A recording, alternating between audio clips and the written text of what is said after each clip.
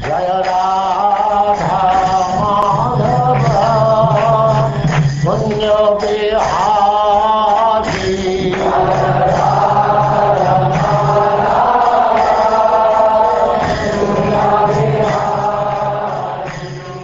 And now Chapter 9.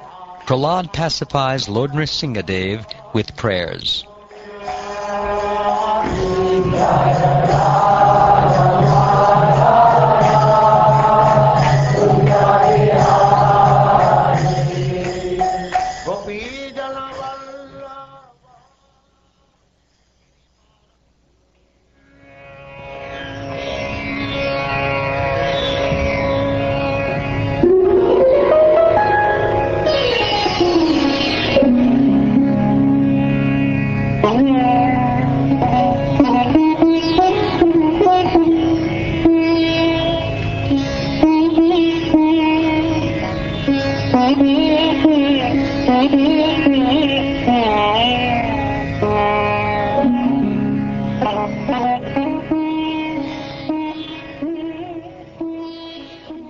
The great saint Narad Muni continued, "The demigods, headed by Lord Brahma, Lord Shiva, and other great demigods, dared not come forward before the Lord, who at that time was extremely angry.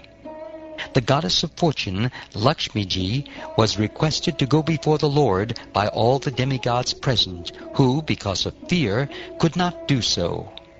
But even she had never seen such a wonderful and extraordinary form of the Lord, and thus she could not approach him. Thereafter Lord Brahma requested Prahlada Maharaj, who was standing very near him, 'My dear son, Lord Nrsimhadeva is extremely angry at your demoniac father. Please go forward and appease the Lord.'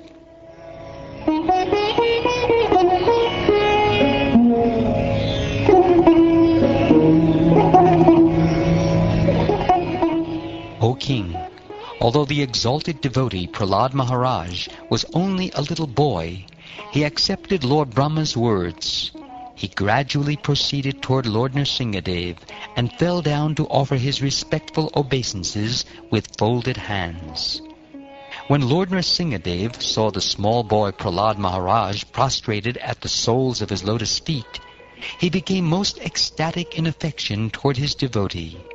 Raising Prahlada, the Lord placed his lotus hand upon the boy's head, because his hand is always ready to create fearlessness in all of his devotees.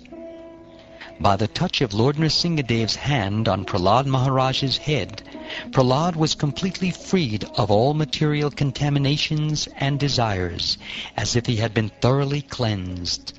Therefore he at once became transcendently situated, and all the symptoms of ecstasy became manifest in his body. His heart filled with love, and his eyes with tears, and thus he was able to completely capture the lotus feet of the Lord within the core of his heart. Prahlada Maharaj fixed his mind and sight upon Lord Nrsimhadeva with full attention in complete trance. With a fixed mind, he began to offer prayers in love with a faltering voice. Prahlada Maharaj prayed,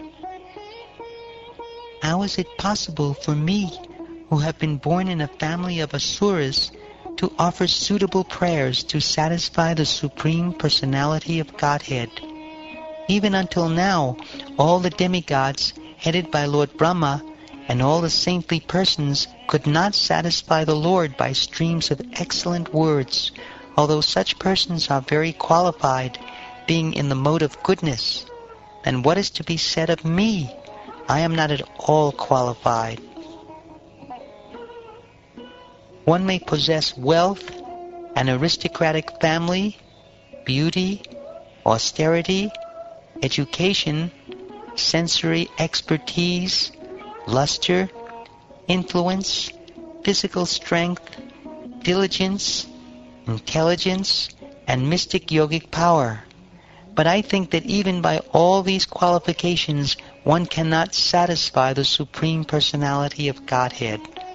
However, one can satisfy the Lord simply by devotional service. Gajendra did this, and thus the Lord was satisfied with him.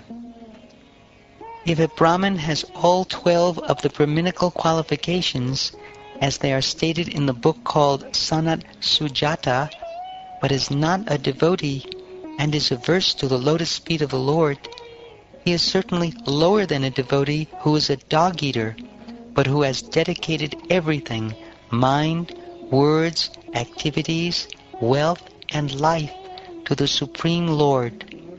Such a devotee is better than such a Brahmin because the devotee can purify his whole family, whereas the so-called Brahmin in a position of false prestige cannot purify even himself.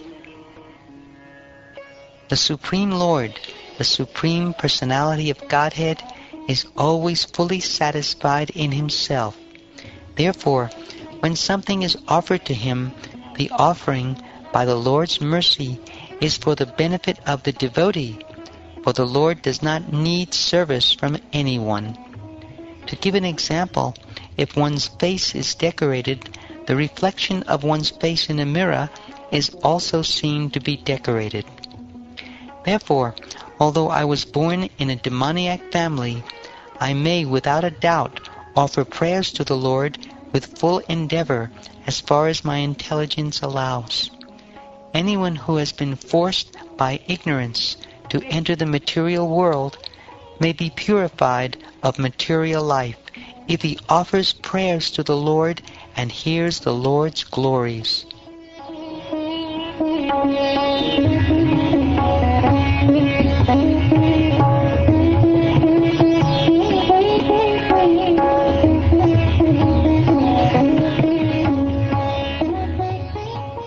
O my Lord, all the demigods headed by Lord Brahma are sincere servants of your Lordship who are situated in a transcendental position. Therefore, they are not like us demons. Your appearance in this fearsome form is your pastime for your own pleasure. Such an incarnation is always meant for the protection and improvement of the universe. My Lord Nrsimhadeva, please therefore cease your anger now that my father, the great demon Hiranyakashipu, has been killed. Since even saintly persons take pleasure in the killing of a scorpion or a snake, all the worlds have achieved great satisfaction because of the death of this demon. Now they are confident of their happiness, and they will always remember your auspicious incarnation in order to be free from fear. My Lord, who are never conquered by anyone, I am certainly not afraid of your ferocious mouth and tongue, your eyes bright like the sun, or your frowning eyebrows. I do not fear your sharp pinching teeth, your garland of intestines, your mane soaked with blood, or your high, wedge-like ears. Nor do I fear your tumultuous roaring, which makes elephants flee to distant places, or your nails, which are meant to kill your enemies. O most powerful, insurmountable Lord, who are kind to the fallen souls, I have been put into the association of demons as a result of my activities, and therefore I am very much afraid of my condition of life within this material world. When will that moment come when you will call me to the shelter of your lotus feet, which are the ultimate goal for liberation from conditional life? O Great One, O Supreme Lord, because of combination with pleasing and displeasing circumstances, and because of separation from them, one is placed in a most regrettable position within heavenly or hellish planets, as if burning in a fire of lamentation. Although there are many remedies by which to get out of miserable life, any such remedies in the material world are more miserable than the miseries themselves. Therefore, I think that the only remedy is to engage in your service. Kindly instruct me in such service. O my Lord Nrsimhadeva, by engaging in your transcendental loving service in the association of devotees who are liberated souls, or hangsas, I shall become completely uncontaminated by the association of the three modes of material nature and be able to chant the glories of your Lordship, who are so dear to me. I shall chant your glories, following exactly in the footsteps of Lord Brahma and his disciplic succession. In this way, I shall undoubtedly be able to cross the ocean of nescience. My Lord Nrsimhadev, O Supreme, because of a bodily conception of life, embodied souls neglected and not cared for by you cannot do anything for their betterment. Whatever remedies they accept, although perhaps temporarily beneficial, are certainly impermanent. For example, a father and mother cannot protect their child. A physician and medicine cannot relieve a suffering patient, and a boat on the ocean cannot protect a drowning man. My dear Lord, everyone in this material world is under the modes of material nature, being influenced by goodness, passion, and ignorance. Everyone, from the greatest personality, Lord Brahma, down to the small ant, works under the influence of these modes. Therefore, everyone in this material world is influenced by your energy. The cause for which they work, the place where they work, the time when they work, the matter due to which they work, the goal of life they have considered final, and the process for obtaining this goal, all are nothing but manifestations of your energy. Indeed, since the energy and energetic are identical, all of them are but manifestations of you. O Lord, O Supreme Eternal, by expanding your plenary portion, you have created the subtle bodies of the living entities through the agency of your external energy, which is agitated by time. Thus the mind entraps the living entity in unlimited varieties of desires to be fulfilled by the Vedic directions of karma kanda, or fruit of activities, and the 16 elements. Who can get free from this entanglement unless he takes shelter at your lotus feet? My dear Lord, O Supreme Great, you have created this material world of 16 constituents, but you are transcendental to their material qualities. In other words, these material qualities are under your full control, and you are never conquered by them. Therefore, the time element is your representation.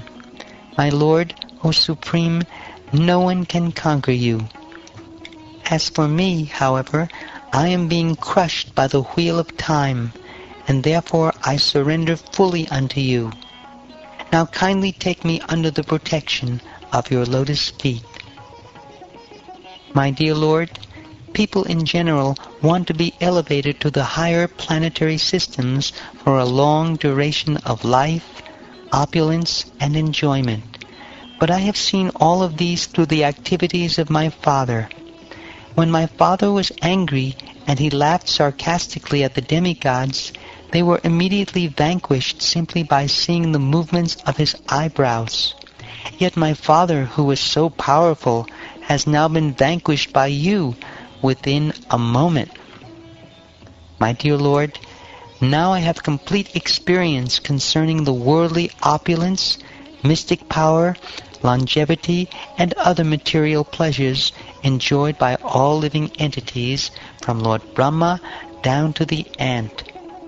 As powerful time, you destroy them all. Therefore, because of my experience, I do not wish to possess them. My dear Lord, I request you to place me in touch with your pure devotee, and let me serve him as a sincere servant. In this material world, every living entity desires some future happiness, which is exactly like a mirage in the desert. Where is water in the desert? Or in other words, where is happiness in this material world? As for this body, what is its value? It is merely a source of various diseases. The so-called philosophers, scientists, and politicians know this very well, but nonetheless they aspire for temporary happiness. Happiness is very difficult to obtain, but because they are unable to control their senses, they run after the so-called happiness of the material world and never come to the right conclusion.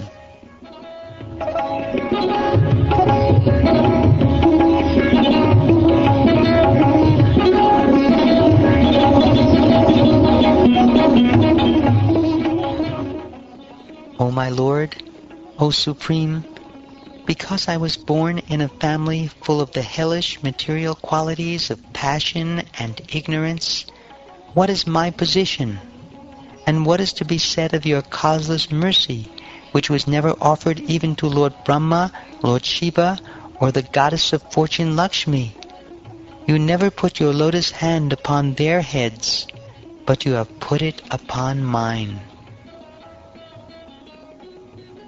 Unlike an ordinary living entity, my Lord, you do not discriminate between friends and enemies, the favorable and the unfavorable, because for you there is no conception of higher and lower.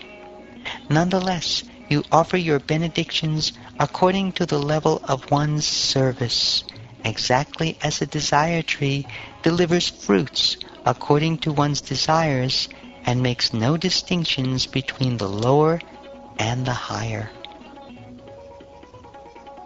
My dear Lord, O Supreme Personality of Godhead, because of my association with material desires, one after another, I was gradually falling into a blind well full of snakes, following the general populace.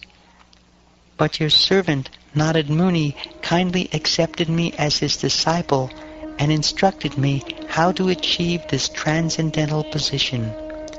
Therefore, my first duty is to serve him. How could I leave his service? My Lord, O unlimited reservoir of transcendental qualities, you have killed my father Hiranyakashipu and saved me from his sword. He had said very angrily, if there is any supreme controller other than me, let him save you. I shall now sever your head from your body.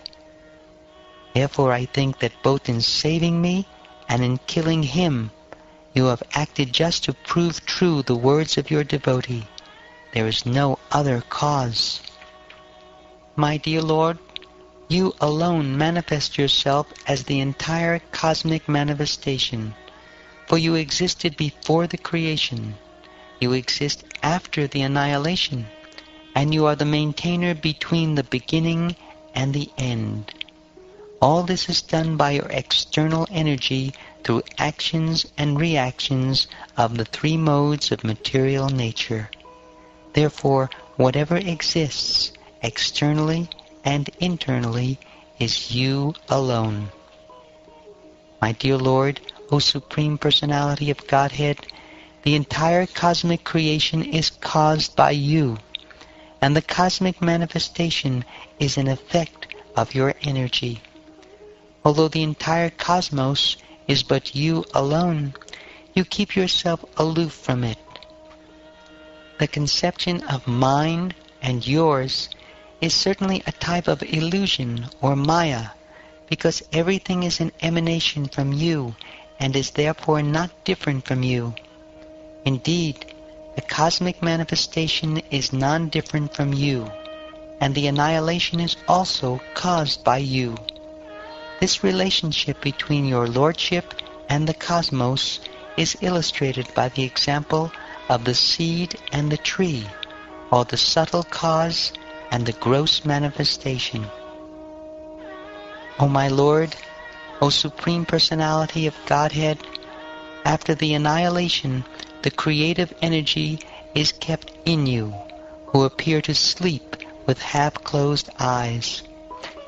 Actually, however, you do not sleep like an ordinary human being, for you are always in a transcendental stage beyond the creation of the material world, and you always feel transcendental bliss.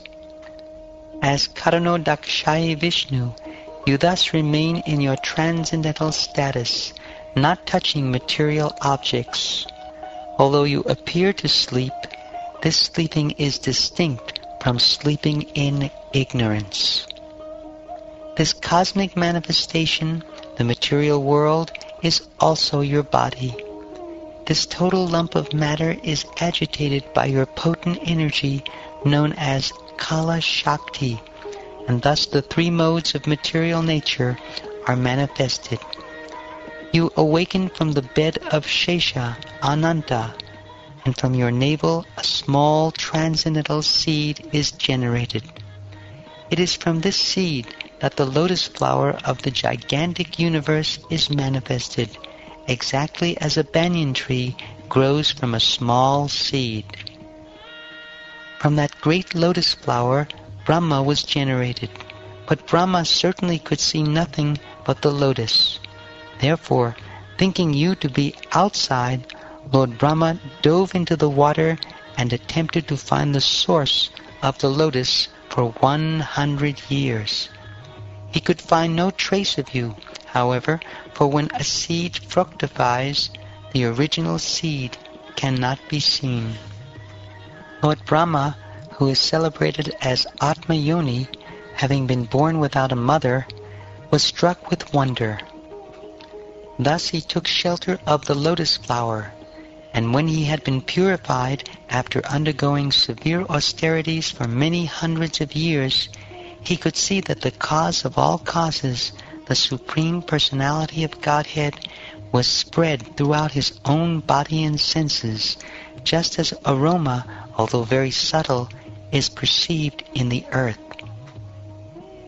Lord Brahma could then see you possessing thousands and thousands of faces, feet, heads, hands, thighs, noses, ears, and eyes.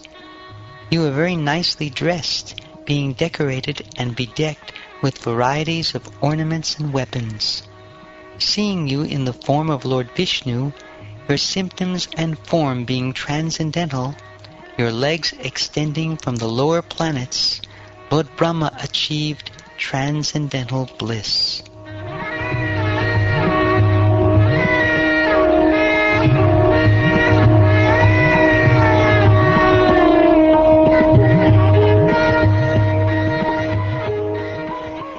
My dear Lord, when you appeared as Hayagriva with the head of a horse, you killed two demons known as Madhu and Kaitaba, who were full of the modes of passion and ignorance. Then you delivered the Vedic knowledge to Lord Brahma. For this reason, all the great saints accept your forms as transcendental, untinged by material qualities. In this way, my Lord, you appear in various incarnations as a human being, an animal, a great saint, a demigod, a fish, or a tortoise, thus maintaining the entire creation in different planetary systems and killing the demoniac principles. According to the age, O my Lord, you protect the principles of religion. In the age of Kali, however, you do not assert yourself as the Supreme Personality of Godhead, and therefore you are known as Triyuga, or the Lord who appears in 3 yugas. My dear Lord of the Vaikuntha planets, where there is no anxiety, my mind is extremely sinful and lusty, being sometimes so-called happy and sometimes so-called distressed. My mind is full of lamentation and fear, and it always seeks more and more money. Thus it has become most polluted and is never satisfied in topics concerning you. I am therefore most fallen and poor. In such a status of life, how shall I be able to discuss your activities? My dear Lord, O infallible one, my position is like that of a person who has many wives, all trying to attract him in their own way. For example, the tongue is attracted to palatable dishes, the genitals to sex with an attractive woman, and the sense of touch to contact with soft things. The belly, although filled, still wants to eat more, and the ear, not attempting to hear about you, is generally attracted to cinema songs. The sense of smell is attracted to yet another side. The restless eyes are attracted to scenes of sense gratification, and the active senses are attracted elsewhere. In this way, I am certainly embarrassed. My dear Lord, you are always transcendently situated on the other side of the river of death, but because of the reactions of our own activities, we are suffering on this side. Indeed, we have fallen into this river and are repeatedly suffering the pains of birth and death and eating horrible things. Now kindly look upon us, not only upon me, but also upon all others who are suffering, and by your causeless mercy and compassion, deliver us and maintain us. O my Lord, O Supreme Personality of Godhead, original spiritual master of the entire world, what is the difficulty for you who manage the affairs of the universe in delivering the fallen souls engaged in your devotional service? You are the friend of all suffering humanity, and for great personalities it is necessary to show mercy to the foolish. Therefore I think that you will show your causeless mercy to persons like us who engage in your service.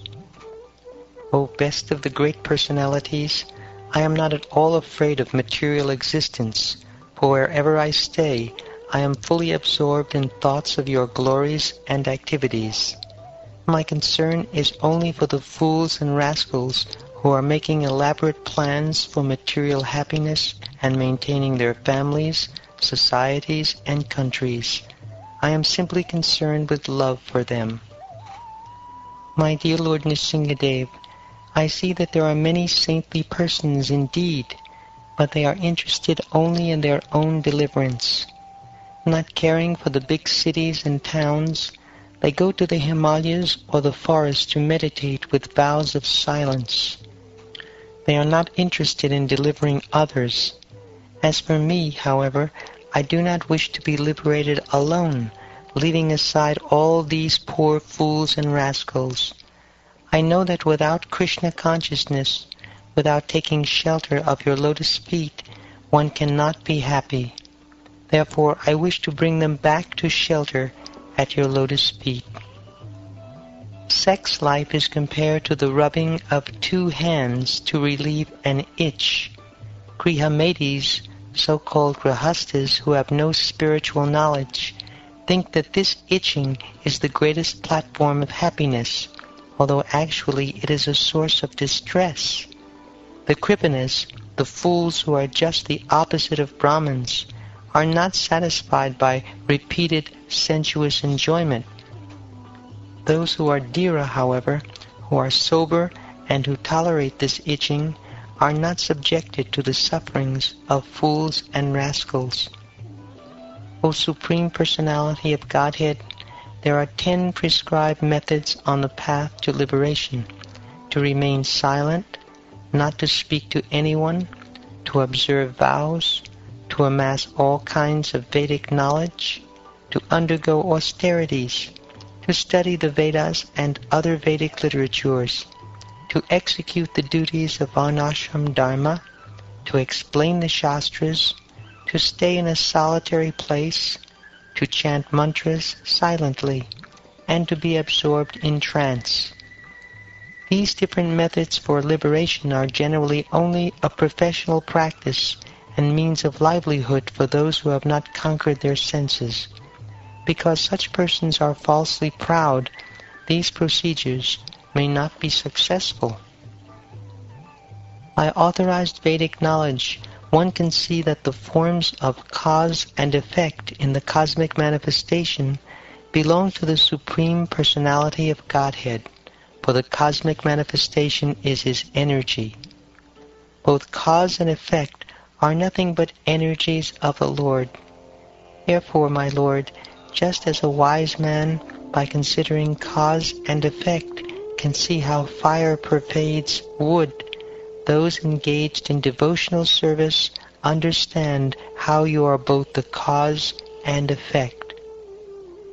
O Supreme Lord, you are actually the air, the earth, fire, sky, and water. You are the objects of sense perception, the life airs, the five senses, the mind, consciousness, and false ego.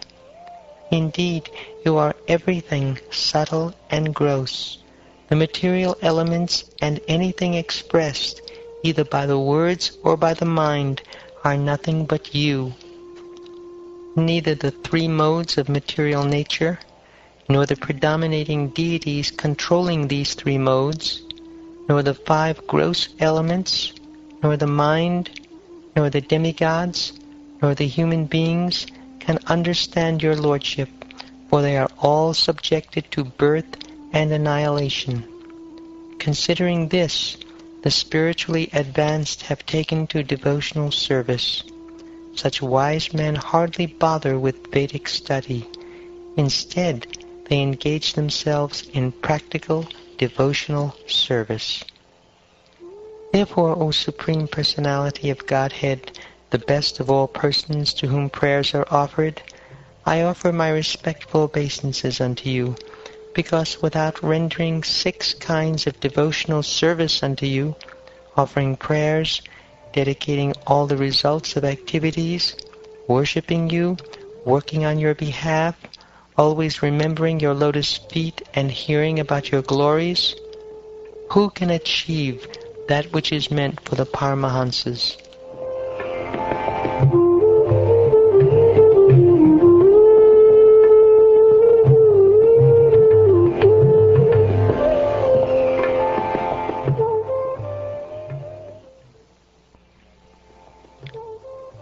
The great saint Narad said, "Thus Lord Nrsimhadeva was pacified by the devotee Prahlada Maharaj with prayers offered from the transcendental platform.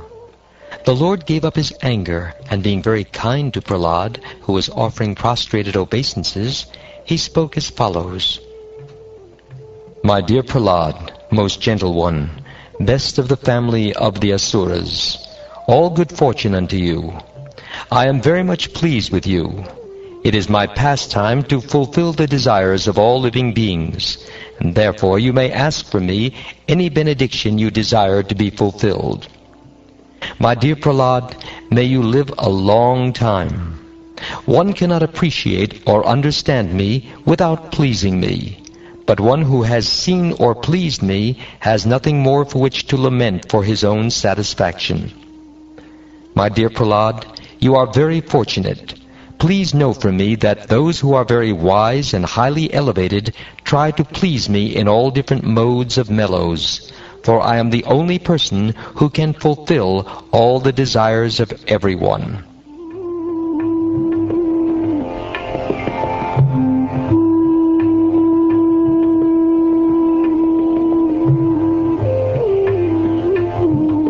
Narad Muni said, Prahlada Maharaj was the best person in the family of Asuras, who always aspire for material happiness. Nonetheless, although allured by the Supreme Personality of Godhead, who offered him all benedictions for material happiness, because of his unalloyed Krishna consciousness, he did not want to take any material benefit for sense gratification.